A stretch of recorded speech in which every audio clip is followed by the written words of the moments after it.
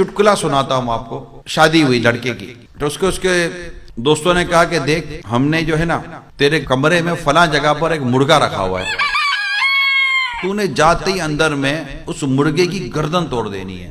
क्यों गर्दन तोड़ो? तू गर्दन तोड़ दे, लड़की समझेगी बहुत गुस्से वाला, जिंदगी भर तेरा रोब रहेगा। अच्छा हाँ। अब ये घर में गया, अब जैसे कमरे में दाखिल हुआ, मुर्गा मिले ही ना। तो उसकी बीवी ने उसको कहा, क्या ढूंढ रहे हैं? कहा, मुर्गा ढूंढ रहा हूं। कहा, मुर्गा? वो उधर मेरे गर्दन तोड़ के साइड में रख दिया है।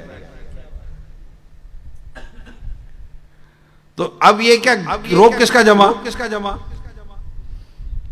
तो क्या हम इसलिए हमने शादी की थी कि शोर बीवी पर रोब जमावे, बीवी शोर पर रोब जमावे? इसलिए शादी नहीं।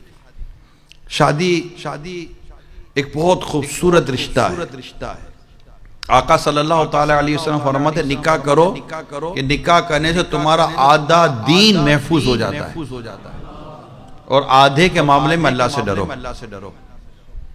इतना खूबसूरत है निकाह का रिश्ता, मगर हमने उसको समझा नहीं।